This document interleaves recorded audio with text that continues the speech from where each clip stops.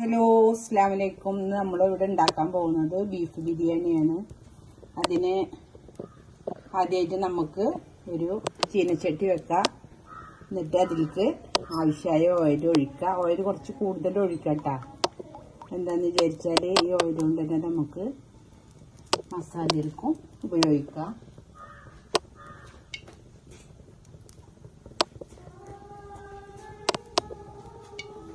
ഓയിലിലേക്ക് നമുക്ക് കുറച്ച് ഗീയും കൂടി ആഡ് ചെയ്യാം. അപ്പോൾ ആ ഓയിലിൻ്റെ മണം നമുക്ക് പോയി കിട്ടും. അപ്പോൾ ഇതിന് നല്ലൊരു ടേസ്റ്റ് ചെയ്യണം. അതിലേക്ക് ഗീ ഇട്ടാൽ അപ്പോൾ കൂടുതൽ ഗീ ആവില്ല, ഓയിലാണ് കൂടുതൽ ഒഴിക്കുന്നത്.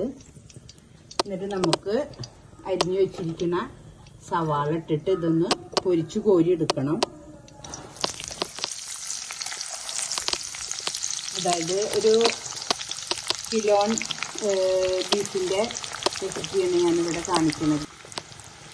അപ്പോൾ ഒരു 2-2.5 കൈപ്പിടി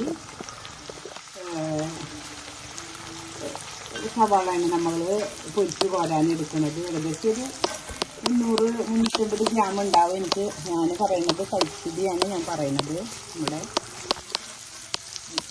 പിന്നെ ഞാൻ ഈ ചട്ടി വെച്ചിരിക്കുന്നത് എന്താണെന്ന് വിചാരിച്ചാൽ എപ്പോഴും നമ്മൾ ചെയ്യുമ്പോൾ നമ്മളെ നോൺ സ്റ്റിക്കിൻ്റെ പാനിനേക്കാൾ നല്ലതാണ് നമ്മളെ പഴയ ചീനച്ചട്ടി. അപ്പോൾ അതിൽ നമ്മൾ എന്ത് ചെയ്തെടുക്കുമ്പോഴും നല്ല ടേസ്റ്റും ഗുണമാണ് അതിൻ്റെ അയണൊക്കെ അതിലേക്ക് ഇറങ്ങി ചെല്ലും. ഇനി നമുക്ക് നമ്മുടെ ഉള്ളി നന്നായി മൊരിഞ്ഞ് വന്നിട്ടുണ്ട്. നന്നായി മൊരിക്കരുത്, നന്നായി ഉള്ളി മൊരിഞ്ഞാൽ മധുരമാണ് ടേസ്റ്റ് ഉണ്ടാവുക. ഒരു ഗോൾഡൻ കളറിൽ നിന്ന് വിട്ടാൽ നമുക്കത് കോരിയെടുക്കണം. അങ്ങനെ കോരിയെടുത്തിട്ടുണ്ട്. നമ്മുടെ തക്കാളി വഴണ്ടി വന്നിട്ടുണ്ട്. ഇതിൻ്റെ മേലത്തെ തൊലിയൊക്കെ ഒന്ന് നന്നായി ഉടഞ്ഞു വരുന്ന സമയത്ത് തക്കാളിയൊക്കെ നന്നായി വഴണ്ടി വന്നിട്ടുണ്ട്. അപ്പം നമുക്ക് ഇഞ്ചി ഇട്ട് കൊടുക്കുക. ഇഞ്ചി ഇട്ട് കൊടുത്ത് ഒന്ന് നന്നായി ഇളക്കി കൊടുക്കുക.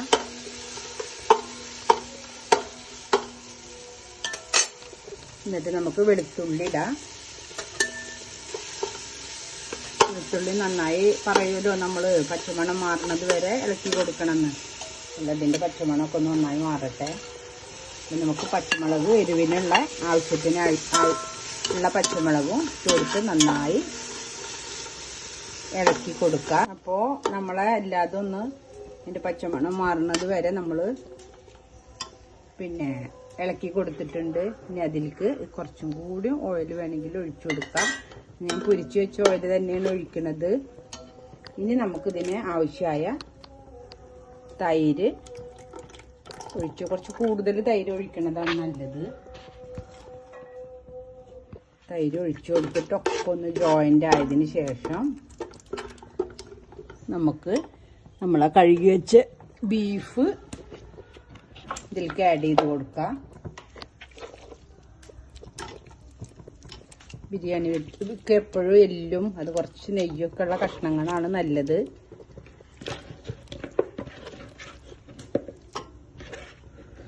ഇനി എല്ലതും കൂടെ ജോയിൻ്റ് ആക്കിയതിന് ശേഷമാണ് ഞാൻ ഉപ്പിട്ട് കൊടുത്തിട്ടില്ല. നമുക്ക് ഉപ്പിട്ട് കൊടുക്കാം. ആവശ്യത്തിനുള്ള ഉപ്പ് ഞാൻ ആഡ് ചെയ്ത് കൊടുത്തിട്ടുണ്ട്. നമുക്ക് നോക്കിയിട്ട് ബാക്കി കൊടുക്കാം. അതേപോലെ നമ്മൾ വീട്ടിലുണ്ടാക്കണ മസാല ഉണ്ട്, സ്പെഷ്യൽ മസാല. അത് മാത്രമാണ് ഞാൻ ആഡ് ചെയ്യണത്. അത് മാത്രമാണ് അതിലേക്ക് ആഡ് ചെയ്ത് കൊടുക്കണത്. അത് ആഡ് ചെയ്തിട്ടുണ്ട്. ഇനി നമ്മൾ ഈ ബീഫിനെ നമ്മളൊരു കുക്കറിലേക്ക് മാറ്റിയിട്ട് 6-7 വിസിലടിപ്പിക്കണം. നമ്മൾക്ക് ഈ കുക്കറിലേക്ക് നമ്മൾ പൊരിച്ച് കോരി വെച്ച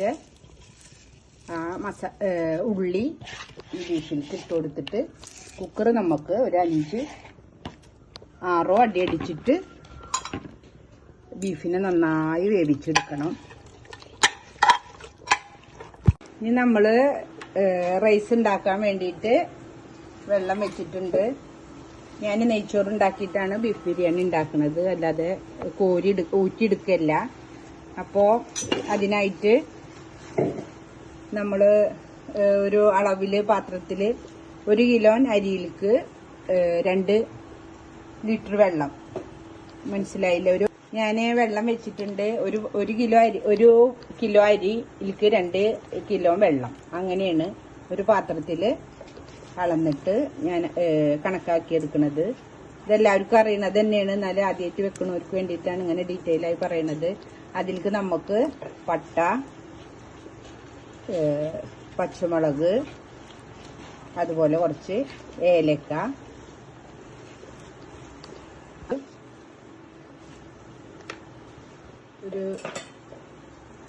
ഏകദേശം 1 ടീസ്പൂണോളം നെയ്യ് ഒക്കെ ഒഴിച്ചിട്ട് നമുക്ക് മൂടി വെക്കാം.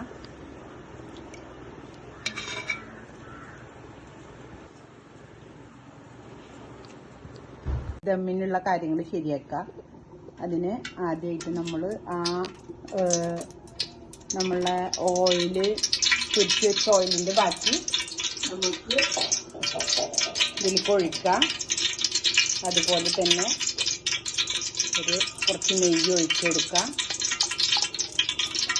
ഇവിടെ കുട്ടികൾക്കൊക്കെ കുറച്ച് മസാല വേണം. അപ്പം ഞാനൊരു 2 സവാള ഞാൻ വഴറ്റി വെച്ചിട്ടുണ്ട്. അത് നമുക്ക് ഇതിലേക്കിടാം. ഇതിലേക്ക് ഇടുന്നിട്ട് ചോറാവുന്നത് വരെ ഒന്ന് സെറ്റ് ആയിക്കോട്ടെ. നമ്മളെ ബീഫ് നമ്മളിതിൽ തന്നെയാണ് ദമ്മിടുന്നത്. അതുവരെ ഇതിൽ കിടന്നിട്ടൊന്ന് സെറ്റ് ആവട്ടെ. വീട്ടിലുണ്ടാക്കുന്ന ഗരം മസാല തന്നെയാണ്. അത് നമുക്ക് കുറച്ചിട്ടാൽ മതി, കാരണം നല്ല ഒറിജിനൽ ആയതുകൊണ്ട് കൂടുതലിട്ടാൽ രസം കുറയും, ഭയങ്കര ഒരു കുത്താവും. അപ്പോൾ ആവശ്യത്തിനുള്ള ഗരം മസാല ഇതിലേക്ക് ഇട്ട് കൊടുത്തിട്ടുണ്ട്. ഇനി നമുക്ക് ദമ്മിടാം. അതിന് ദമ്മിൻ്റെ മസാലയ്ക്ക് സ്ലോ ആക്കി വെക്കുക. ചൂടിൽ തന്നെ ദമ്മിടുന്നതാണ് നല്ലത്. അപ്പോൾ ഇതിൻ്റെ നീര് ഇനി ദമ്മിടാം. അപ്പോൾ നല്ല ചൂടോടെ തന്നെ ദമ്മിടുകയാണ് നല്ലത്. അപ്പോൾ അതൊരു ലെയർ മസാലയിലേക്ക് ഒരു ലെയർ റൈസ് ഇട്ടതിന് ശേഷം നമ്മൾക്ക് ഒരു ലെയർ റൈസ് നമുക്ക് മസാലയുടെ മുകളിലേക്ക് ഇട്ടിട്ട് ആവശ്യത്തിനുള്ള മല്ലിച്ചപ്പും പുതിനയും അതുപോലെ തന്നെ കുറച്ച് ഗരം മസാല,